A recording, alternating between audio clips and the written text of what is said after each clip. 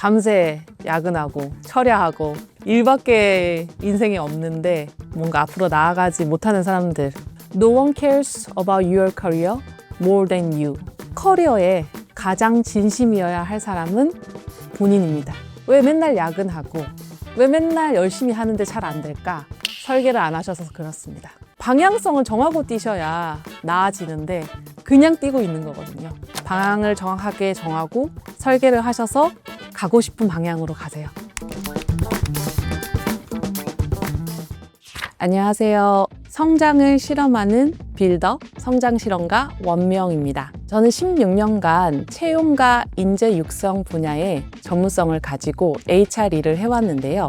요기요, 아마존, 필립스, 제너럴 일렉트릭 같은 회사들을 거쳐서 그 분야에 계속 전문성을 쌓아왔습니다. 제가 커리어를 선택할 때 두 가지 가장 중요하게 생각하는 부분이 있는데요. 첫 번째는 이 선택이 나를 더 성장하게 하는가, 그리고 나의 커리어를 확장시켜 주는가에 기준을 두고 많은 선택들을 해왔습니다.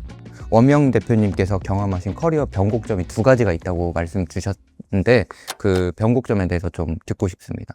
제일 첫 커리어가 NGO에서 시작을 했어요. 사람한테 가치 있는 일을 하고 싶어서 2년 넘게 NGO에서 근무를 하다 보니까 내가 하고 싶은 영역이 HR이라는 것을 알게 됐어요.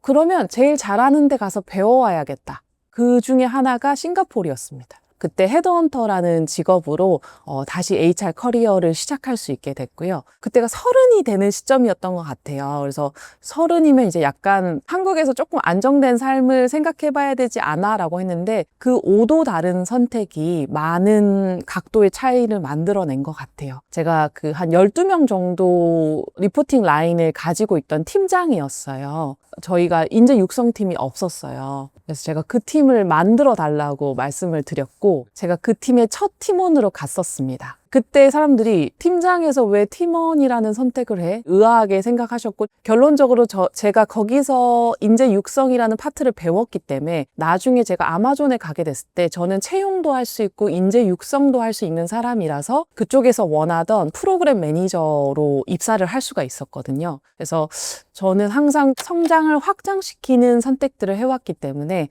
조금 다른 선택을 하지 않았나 싶습니다. 그렇게 이제 커리어를 쌓아오면서 정말 많은 인재들을 많이 만나오셨을 것 같은데 그 만나면서 느낀 일잘러의 공통점이 좀 있을 것 같아요. 그 부분도 좀 궁금합니다.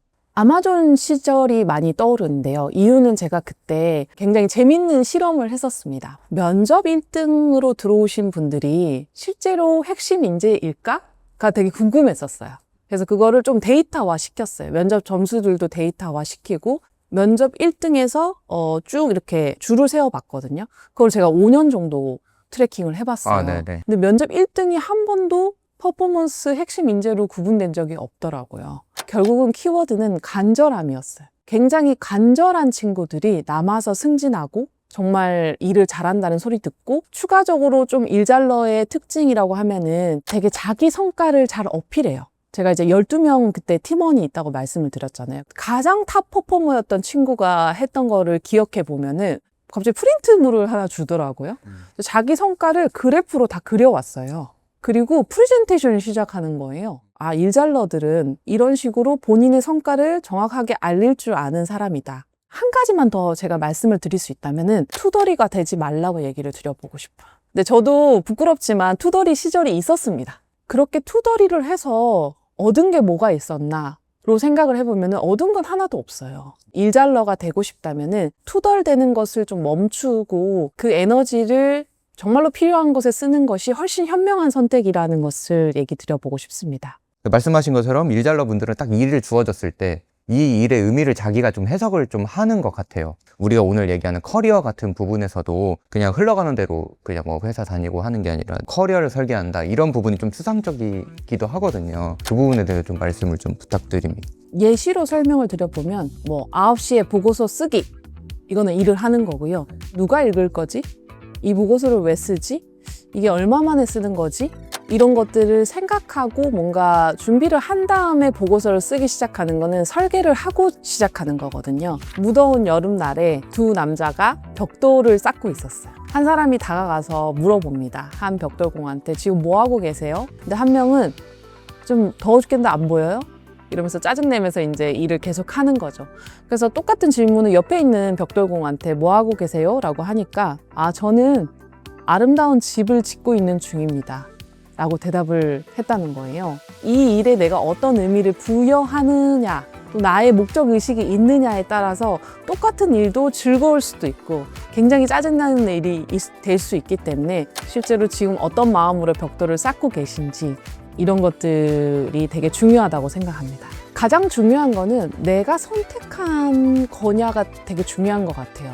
인생을 마라톤에 비유를 한다면은 사실 마라톤을 뛰다 보면은 여러 가지 상황을 부닥칠 수 있어요. 심지어 사막을 만날 수도 있어요. 근데 이게 내가 선택한 길에서 지나가야 하는 사막이라면은 그 힘듦을 견딜 수가 있거든요.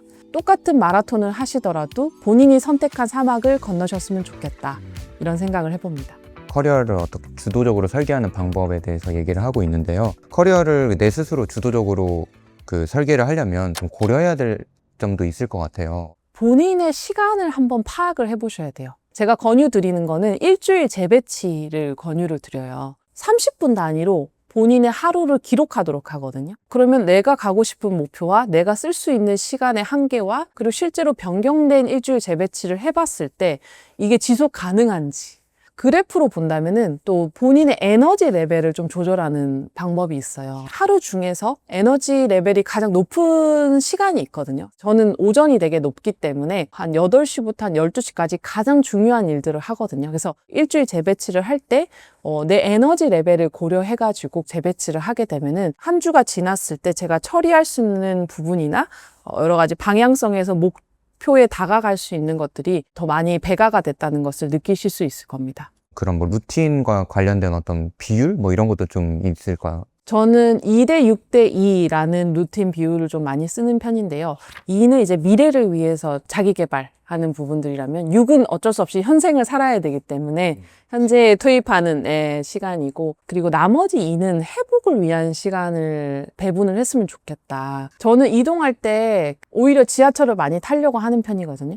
이유는 그 시간이 너무 아까워요. 지하철 타고 있을 때 저는 대부분 컴퓨터를 켜고 뭘 하고 있거나 컴퓨터를 켤 수 없으면 핸드폰으로 하고 있습니다. 하루에서 지하철 타고 이동하는 시간이 꽤 되기 때문에 그동안에도 뭔가 그 시간 자체를 효율적으로 이용을 하려고 하고 있어요. 아까 말씀하신 그 비율 중에서도 자기 개발에 대한 그 비중도 필요하잖아요. 주니어 현직자분들께서는 그 자기 개발도 더욱 중요할 것 같은데 그런 부분에서 어떤 주니어 분들이 자주 하는 실수나 오해가 있을 것 같아요. 어제도 들은 말입니다. 파이썬을 배울까요? 태블로를 배울까요? 그거 도구 중독이거든요. 남들이 바이브 코딩하니까 그것도 막 해야 될 것 같고 AI 툴도 뭐 다 배워야 될 것 같아요. 예를 들어서 3개월 흘려서 그거 자격증을 땄어요. 또 그 다음에 또 어딜 가야 될지 모르겠는 거죠. 실제로 내가 가야 되는 방향을 설계하는 게 훨씬 중요한데 이것을 약간 잠깐 잊어버리시는 것 같아요. 아니면 그걸 해본 적이 없어서 사실 조금 익숙하지가 않으신 것 같아요. 두 번째는 또 실제로 있었던 일인데 제가 이제 채용 실무 이런 거를 가르치거든요. 딱 이렇게 앉아가지고 이제 제가 강의를 해주길 기다립니다. 근데 질문도 없어요. 강사가 알아서 4시간 동안 잘 가르쳐 줬으면 좋겠는 거예요. 참여형 이런 막 토론시키고 이러면은 질문도 없고 질문 안 해봐서 또 어색해 하세요. 어떤 주도적으로 뭔가를 한다는 것 자체가 어색하신 거예요. 근데 사실은 AI 시대라서 더 하셔야 되거든요. AI 시대에 어떤 능력이 가장 중요하죠? 주니어로서 뭘 준비해야 될까요? 라고 물어보신다면은 저는 딱 한 문장으로 말씀드릴 수 있을 것 같아요. 애매모호함 속에서 내비게이션 하는 능력이 가장 중요한 능력입니다. 사실은 그 내비게이션 하는 능력 자체를 키워야 본인이 성장하시는 거거든요. 가장 큰 성장의 지표로 삼고 좀 나아가셨으면 좋겠다. 지금은 이제 그 커리어 관련해서 일에 대해서 지금 얘기를 계속 해왔는데요. 사실 우리가 커리어를 얘기할 때 일 말고 어떤 사람 관계도 중요하잖아요. 대표님께서는 어떻게 그 사람 관계를 유지해 오셨는지 궁금합니다. 숫자로 친다면 제가 531이라고 얘기를 하는데요. 5명의 멘토, 3명의 동료, 1명의 멘티. 관계 자체도 저는 설계의 영역이라고 생각합니다. 왜냐면 만나는 사람만 만나면 맨날 했던 얘기만 해요. 그래서 내 주변에 있는 사람들을 설계하는 거예요.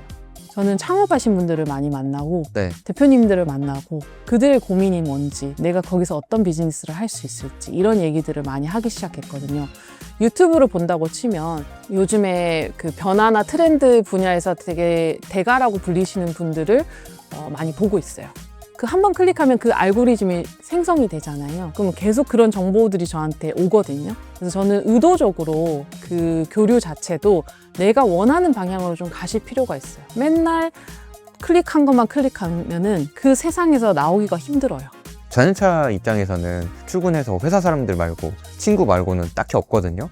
요즘 뭐 커피책 같은 것도 많이 하는데 그런 것도 추천하시나요? 네. 가장 쉬운 방법으로는 좋아요, 댓글 다는 것부터 시작하시면 돼요. 근데 본인이 닮고 싶은 사람한테 가서 하시면 돼요. 조금 주의하셔야 될 게 주니어 분들이 많이 하시는 실수 중에 하나가 이제 제가 커피도 사주고 시간도 내주고 조언도 해주길 바래요. 저희는 시간이 돈이거든요. 그렇기 때문에 이걸 굉장히 효율적으로 잘 써야 되는데 커피잔 한번 해주세요. 이렇게 하면 가치 교환이 되지가 않거든요. 네네. 저는 그러면 조언이라는 가치를 드릴 수 있는데 상대방은 저에게 줄 수 있는 가치가 없잖아요. 그래서 그 부분에 대해서 생각을 해보시는 게 좀 필요할 것 같아요. 이제 조금 다른 이야기로 넘어가 보려고 하는데 이제 AI가 정말 많은 업무를 자동화하고 대신해주고 있는 시대에서 주니어 현직자분들은 어떤 역량을 키워야 될까요? 제가 직장인 1년 차가 된다면은 이렇게 할 것 같습니다. 첫째, 회사 욕, 팀장 욕은 절대 하지 않습니다. 도저히 참을 수 없다면 그냥 회사를 퇴사하세요. 둘째, 할 수 없는 영역보다 할 수 있는 영역을 밀도 있게 채웁니다.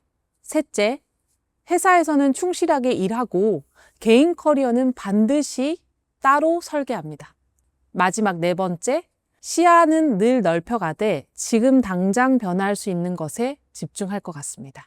요즘에 국가에서 하는 뭐 데이터 분석 양성 과정이라든지 이런 그 과정이 많더라고요. 부트캠프도 많고 그래서 몇십 명을 이렇게 1대1로 코칭을 한 적이 있었어요. 그 과정에서 제가 느낀 게 저보다 AI를 잘 못 쓰시더라고요. 이 친구들이 경험의 레벨 자체가 낮기 때문에 어떤 똑같은 도구를 쥐어줘도 이걸 어떻게 써야 되는지의 경험치의 차이에서 오는 부분이 있는 것 같아요. 그러니까 기획을 할 수 있는 뭐 챗GPT가 붙었기 때문에 기획을 누구나 할 수 있는 세상이 됐는데 기획력의 차이가 엄청 벌어지잖아요. 저도 실제로 써보면은 챗GPT든 클로드든 퍼블리시티든 제너럴한 것만 해줄 수 있더라고요. 어떤 거에 대해서 뭐 기획을 해줘라고 하면은 정말 제너럴하게 욕 안 먹을 수준의 어떤 기획을 해옵니다. 근데 엣지 있는 것들은 내가 넣어줘야 돼요. 인풋을 넣어줘야 되더라고요. 그러면 그 방향으로 걔가 변해서 기획이 나오더라고요. 제너럴한 가이드라인을 받을 수 있지만 내가 생각을 계속 깊이 하면서 그걸 확장시킬 수 있는 도구로서 AI를 좀 활용하셨으면 좋겠다.